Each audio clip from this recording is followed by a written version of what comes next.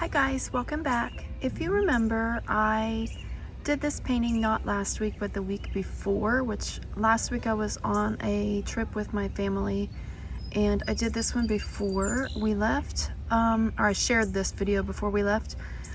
I used some iridescent white colors and a micro pearl color and a pearlescent color, and I used some teal and some pink tourmaline. I was trying to make something for my cousin in memory of her mother, whose birthday was in October, and she passed away from ovarian cancer. And I chose the teal color because it's the color for Ovarian Cancer Awareness, and I chose pink tourmaline because it is one of the birthstones for October, and all of the iridescent white pearlescent colors. I was trying to make something opalescent.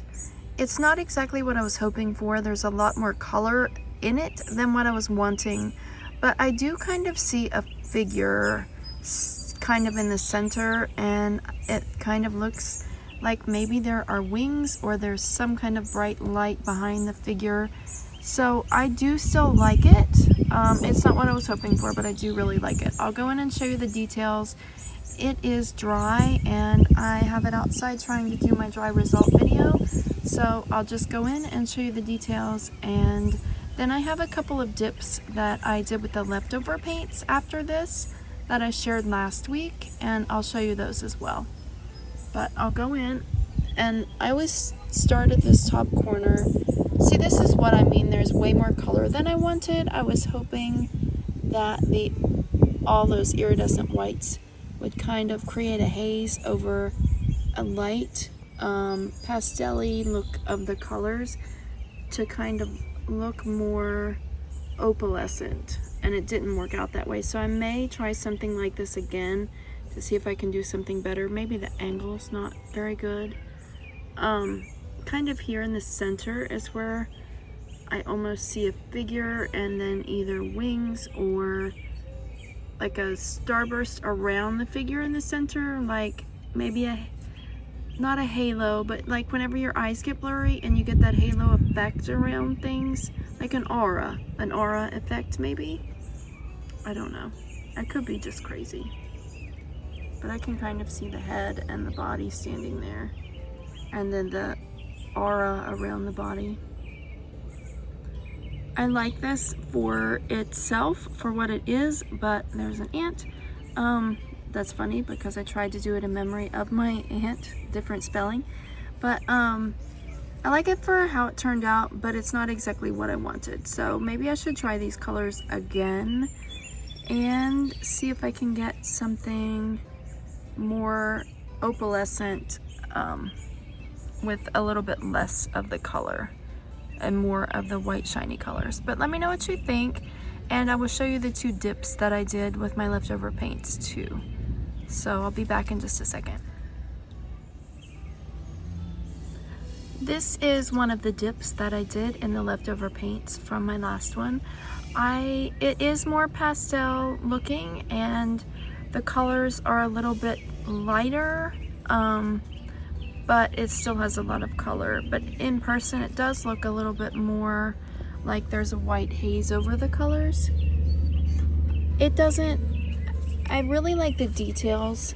It doesn't have a specific look to me though, like how the last one looked like it had a figure standing in the center. This one just has a lot of little details. But sometimes that's what happens when you just dip your canvas into your leftover paints. And I think I had to re-dip this one a few times. I don't remember if this is the first dip that I shared or the second one. I did them back to back anyway, so it doesn't really matter.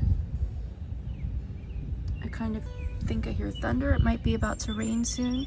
So I will do the next one. It was also a dip, and then I'll take some photos and rotate them all 4 directions and do some collages for you to add at the end of the video. But I do see something here with like an eye, or it could be like butterfly or dragonfly wings and like a but that's very, very abstract. It's very hard to tell. This doesn't really look like anything in particular. So I'll show you the next one and then I'll add those photos at the end. So thanks for watching, and I'll be back in just a second.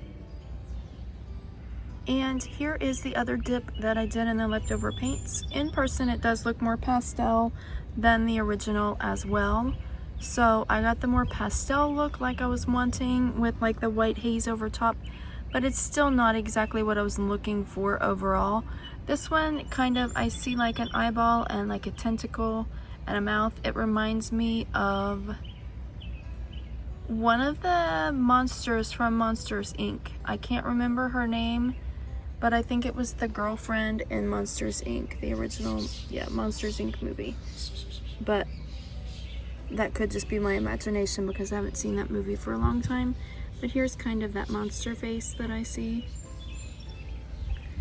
So this wasn't exactly what I wanted either, but I had so much paint left over that I just wanted to do a dip and see what would come out of that.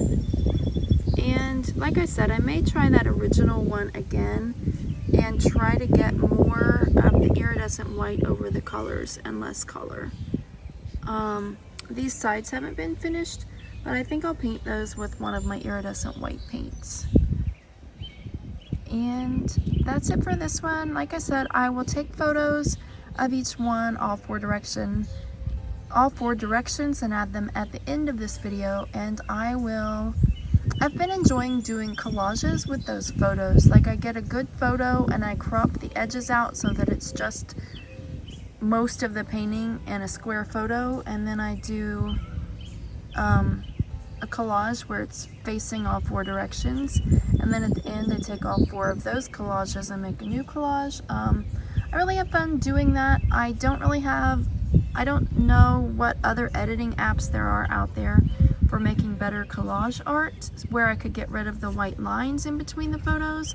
I don't know. If you know, let me know, and I could try that to make it look more like one piece without the white lines in between each of the photos. So yeah, if you know of something like that, or some kind of digital art software where I can do that, let me know. And that's all for this one. Thanks as always for watching. Stick around for those photos and collages though. But until then, thanks as always for watching. Have a blessed day. Bye. But stick around.